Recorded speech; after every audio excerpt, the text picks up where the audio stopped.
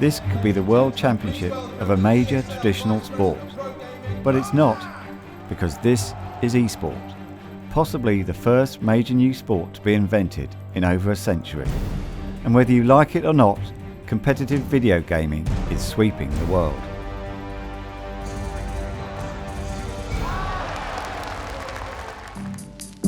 Shoreditch, London. Hip, cool and trendy. This is the base for Fnatic, probably the leading Western esports team and brand. I come to meet Sam Matthews, founder and owner of Fnatic, in The Bunker, their concept store, where you can buy all sorts of esports related equipment, as well as replica team shirts. One of the things I wrote in the manifesto when I was 19, it was like to turn youthful enthusiasm and entrepreneurial passion at the infancy of a new world sport into a global brand. So that was kind of the mission statement back then, and one of the things which still resonates today. You know, when I think about sports, there's only really one sport which I think is truly global, and that's football. And I think for esports, there often is no barriers, so it just depends where that game is available. Games like League of Legends are pretty much global, completely global. And so I see this as the new world sport. Fnatic have more than 50 gamers based all over the globe. I went to Berlin to see their League of Legends team in action, but most specifically star player Martin "Reckless" Larsson. Each week for most of the year, he and his teammates have a match in a TV studio on the outskirts of the German capital. The live audience may be small, but the online one is huge. Ladies and gentlemen, Fnatic versus Misfits, it's game one, the Caps. Usually our weeks are 6 days of playing League of Legends and 1 day of not playing League of Legends, but most of the people play League of Legends on the 7th day anyways, because it's just a hobby of ours as well, right? That's how everything started. But look, imagine Caitlyn just flash W there. No, she's not. She's insta dead. You know, the headshot does like 60% damage. This is around the clock, and that was really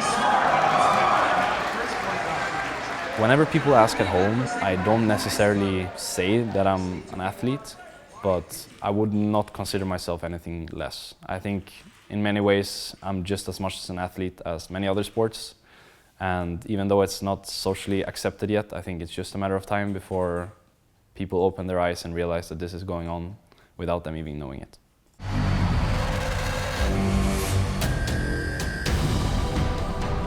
Katowice, Poland, the Spodek Arena. Welcome to the world's biggest esports tournament. In this former mining town, thousands of people, but mainly young men, gather to watch the Intel Extreme Masters Finals. Basically, the Olympics of esports. The authorities in Katowice realised the potential of this new sport 5 years ago, and now it has reinvigorated the city. Most of the people thought we are crazy. People don't understand the concept why you would compete like in a traditional sport in a video game. How would that work? For me as a player, for us as people who are from this generation who grew up with video games, it was the most normal thing on the planet.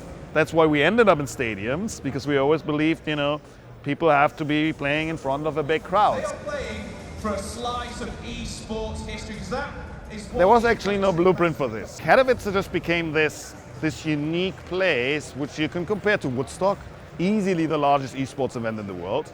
It's a little bit the expression of the movement, of the liberation of video games, of the acceptance of video games, and this is where people from all over the world come and celebrate this. Prize monies are several $100,000 nowadays in one game discipline, because you have to look at that like in a classic sport. The various games, and the various games are basically the various sports disciplines. That's it. Shifty takes the headshot as well. What an upset. It's expert to pick up the first. We broadcast now in at least 8 languages, and I'm pretty sure that again, over the whole event, we will reach definitely more than 10 million people. It's by nature a global audience. That's the nice thing about esports. It's inherently global. Global audience and global players. Everyone has told me the heart and soul of esports is South Korea. This is where it originates from. This is where it is so ingrained in society that it could be seen as the national pastime. Korea has one of the fastest and most developed broadband networks in the world. Back at the turn of the millennium, the Korean government actively encouraged the setting up of a huge network of internet cafes, or PC bangs, to promote gaming. Now they are so popular that they are not just cafes, but the parks and playgrounds of South Korea. Schools increasingly saw that pupils were avoiding classes in order to play eSports at the PC bangs. So one headmaster decided to take quite radical action. 좋은 학교에서 이 학교 이제 교감으로 와서 이렇게 하다 보니까 애들이 이제 인문계 고등학교에서 공부보다는 다른 곳에 관심 있는 애들이 왔는데 쭉 하다 보니까 애들이 가장 문제되는 게 그 안에 게임이었었어요. 아예 그냥 PC방처럼 꾸며주자. 그래서 벽면에 테레비를 다 설치하고 또 선도 제일 좋은 선 깔고 또 컴퓨터 사양도 대한민국 최고가 하는 사양을 만들어서 이렇게 교실을 만들고 이제 아이들을 뽑을 때도 성적으로 안 뽑고 진짜 게임만 해서 너하고 싸워서 지는 놈은 떨어지고 이기는 게임만 해서. Is there anybody here who doesn't want to become a professional gamer? 규모상 프로 선수 되는 게 더 저는 규모상 뭐 굳이 하나만 해야 된다 하면 지금도 그런 형태고 지금도 프로 선수 양성하고. The Sangam eSports Stadium in Seoul is unlike any other stadium I know. Korea's top team, SK Telecom, are playing League of Legends versus ROX Tigers. But I, like most of the spectators, are there to see one man play. Faker, known as God to his legion of adoring fans, is the world's top player and has a contract worth a cool $2.5 million. 보통 자는 시간 이외에는 최대한 연습을 하려고 하고요. 보통은 하루에 12시간이 기본이고요. 이제 좀 대회가 얼마 남지 않았다거나 좀 중요한 대회가 남았을 때는 15시간 이상 연습하기도 합니다. 게임이 건강에 안 좋은 이유는 저는 가만히 앉아서 이제 다른 운동은 좀 더 활발하게 움직일 수 있는데 앉아만 있으니까 건강이 당연히 안 좋아질 수밖에 없다고 생각을 하는데 대신에 좀 저는 뭔가 머리 쓰는 게 약간 좋아질 수 있다고 생각을 하고요. Players like Faker are seen as heroes and role models, but there is a downside to this adulation: addiction. The National Centre for Mental Health used to deal mainly with drugs and alcohol addiction. Now it's all about gaming. Immersive gaming without any resting is harmful to our brain. It is a definite fact. There is a case report who immersed the game without any sleeping and having a meal. So at last, he died. As a medical doctors, I think the support from the government to the patients struggling with the internet gaming is not enough. Since 2000, gaming addiction has become the top-ranked addiction amongst young people, and 90% of the addicts are young male teenagers.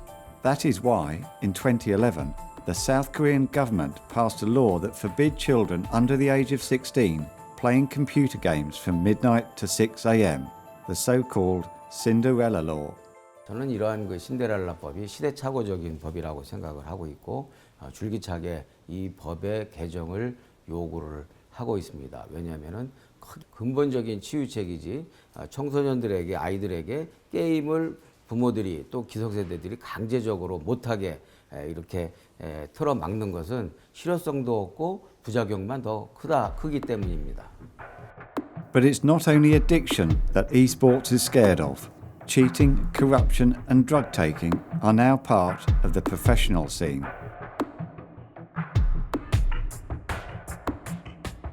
I think eSport has a unique opportunity to look at FIFA, IAAF, ICC and go, we don't want that. But if we don't want it, what do we want? The gaming industry, desperate not to make the same mistakes as the old sporting world, have turned to a lawyer who specialises in sporting corruption. He is eSports' first Integrity Commissioner. I've been accused more than once of building a highway for cars that don't yet exist. The trouble is, I know the cars are coming because I've spent 20 years looking at them. And basically, what eSport appears to some extent to want to do is wait till they run over by that car and then build the road. And I'm trying to persuade them that that's not the clever thing. So far, 22 countries have made eSports an official sport. Another 24 are in the process of recognition. In Britain, we are just starting out on this eSports journey. Traditional sports, or analogue sports as they like to call them in Korea, still dominate, but new evidence of change is appearing almost daily. Last month, it was announced that the new Tottenham Hotspur Stadium will host live eSport matches with possible crowds of 50,000. It might seem that this revolutionary new sporting world is far away, but it's not.